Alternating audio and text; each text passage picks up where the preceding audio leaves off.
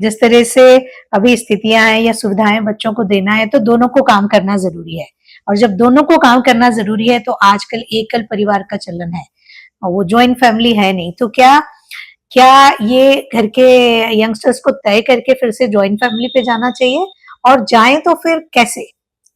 यकीनन joint family की अवधारणा मेरे हिसाब से तो एकल फैमिली से ज्यादा बेहतर है, क्योंकि जॉइंट फैमिली में क्या होता है मनीषा कि यदि मम्मी पापा जॉब पर दोनों जा भी रहे हैं, तो दादा दादी या नाना नानी है वो उस उम्र में होते हैं जब वो रिटायर हो चुके होते हैं। सामान्यतः वो बच्चों की परवरिश पर बहुत ध्यान देते हैं, और दादा दादी और नाना नानी से तुम्हें भी, मुझे लगता है मुझे भी, कि हमें उनसे जितना लगाव होता है वो माता पिता से कतई कम नहीं होता।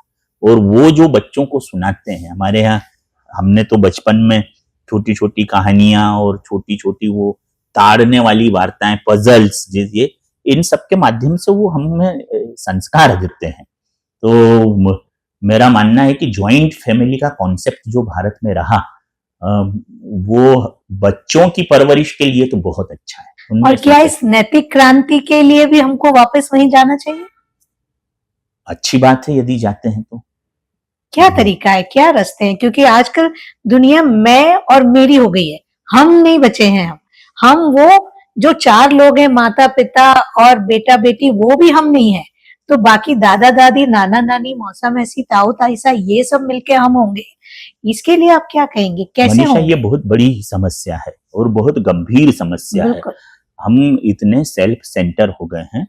मैं अक्सर कवि सम्मेलनों में कहा करता हूं कि हम इतने ज्यादा चालाक भी हो गए हैं कि भगवान के मंदिर में भी जाते हैं ना, तो जूते ऐसी जगह जाकर छोड़ते हैं जहां से भगवान और जूते दोनों एक साथ दिखें, क्योंकि हमारे मन के अंदर यह विश्वास है कि भगवान तो अपने को कल भी मिल जाएगा, लेकिन निगाह चूक गई तो जूते अभी हाल गायब हो जाएंगे।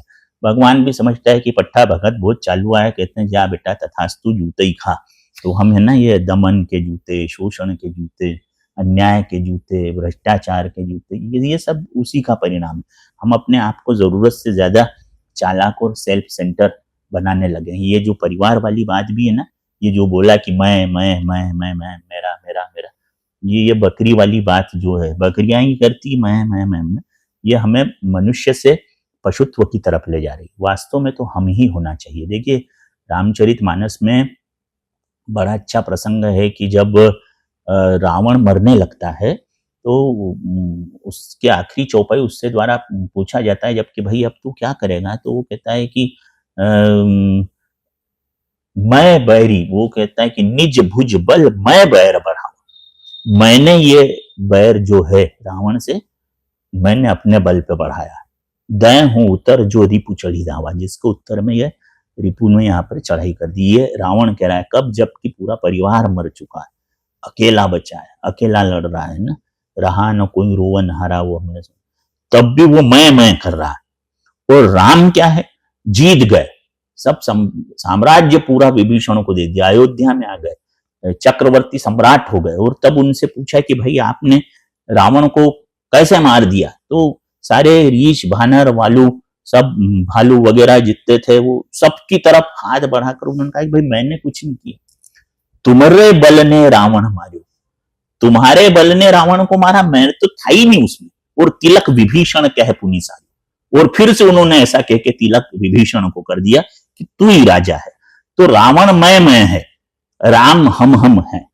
तो मैं से हम की यात्रा तो तभी शुरू हो सकती है जब हम निज स्वार्थों को तिलांजलि दें। देखिए, आज इंदौर शहर में आश्चर्यजनक बात है कि 100 से ज्यादा वृद्धाश्रम बने हुए, जहां इंदौर में रहने वाले लखपति, करोड़पति और अरबपति संतानों के माता पिता वहां रह रहे हैं। कोई गरीब का नहीं रह रहा है, पंचम की फेल वाले का नहीं रह रहा है इंदौर में, वो सामान्य कॉलोनी वाला नहीं रह रहा, बड़े बड़े घरों के। इसका अर्थ है कि उन्होंने धन तो अर्जित कर लिया, लेकिन संस्कारों के अर्जन करने के मामले में तो वो झुग्गी झोपड़ी वालों से भी बहुत पीछे रह गए। वो लड़ते भिड़ते भले ही हों, लेकिन घर से में आपस में टूटते नहीं है। तो आज इस बात की जरूरत है कि मैं करने के बजाय और खूब धन समेटने के बजाय, जो हमें कविता आती है कि जो कुछ समेटते हो वो सपना है, और जो कुछ लुटाते हो केवल वही अपना है।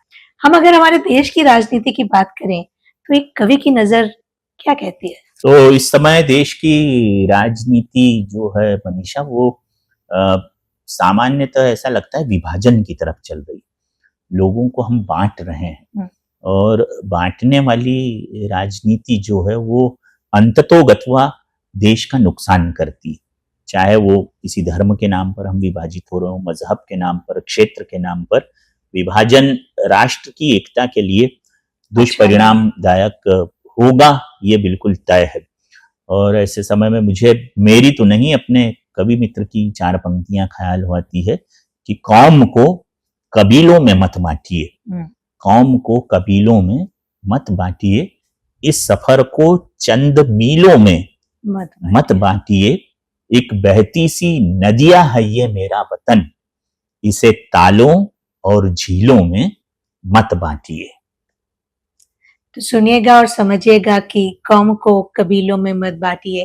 ध्यान रखिए, पता भी नहीं चलेगा, वरना हम कम इतने दूर हो जाएंगे कि फिर पास आना बड़ा मुश्किल होगा और बहुत मेहनत लगेगी। बिल्कुल ठीक। आपकी आखिरी सवाल मेरा, आपकी बेस्ट कविता जो आप समझते हैं कि आपने लिख पाए या आपने समर्पित की या आपने रच पाए, जो आपको लगता है, वो मैं चाहूंगी कि आप सुनाएं। मनीषा, 4 पंक्तियां सुना देता हूं मैं अपने। यूं तो लंबी लंबी कविताएं लिखता हूं मैं, वो काफी लंबा टाइम लेती हैं। 4 पंक्तियां मैं सुना देता हूं अपने विद्यार्थियों को। मैं जो अक्सर कहता हूं कि मेहनत ऐसी करो कि अमिताभ बच्चन हो जाओ। अभी भी कितनी मेहनत कर रहा हूं इस उम्र में, तो मेहनत ऐसी करो कि अमिताभ बच्चन हो जाओ, लगन ऐसी धरो कि ऐश्वर्या बच्चन हो जाओ। ऐश्वर्या बच्चन इसलिए कि विश्व सुंदरी का खिताब जीतना, उसके लिए उसने अपने पर कितनी मेहनत की होगी खुद पर। तो मेहनत ऐसी करो कि अमिताभ बच्चन हो जाओ, लगन ऐसी धरो कि ऐश्वर्या बच्चन हो जाओ, पर पहले दबोचना सीखो शब्दों की तासीर को। पहले दबोचना सीखो शब्दों की तासीर को, ऐसे दबोचो कि हरिवंश बच्चन हो जाओ। क्योंकि शब्द की ताकत जो होती है वो शब्द ब्रह्म होता है और उसकी ताकत असीम होती है मनीषा। और एक 4 पंक्तियां मुझे ख्याल आती है कि तुलसी ने प्यार किया श्री राम से। गोस्वामी तुलसीदास जी ने, तुलसी ने प्यार किया श्री राम से, मीरा ने प्यार किया घनश्याम से। तुलसी ने प्यार किया श्री राम से, मीरा ने प्यार किया घनश्याम से। तुम वतन की माटी से प्यार करना, तुम वतन की माटी से प्यार करना, ईश्वर जगमगाएगा तुम्हारे नाम से।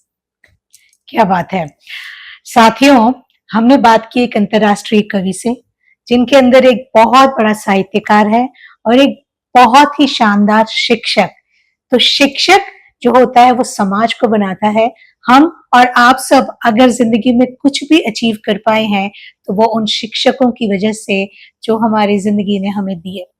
मेरा निवेदन है, और ये आपको करना है, क्योंकि यदि लिखना भूल गए तो बात आगे नहीं बढ़ेगी। इस पॉडकास्ट से आपने क्या सीखा कमेंट बॉक्स में लिखिएगा जरूर। और आखिरी बात जो अभी मैंने सीखी है, शब्द ऊर्जा है, शब्द ब्रह्म है। तो यदि एक सेंटेंस आप यहाँ से ले जाना चाहें तो ये कि यदि आप भाषा का सम्मान करेंगे तो भाषा आपको सम्मान दिलाएगी।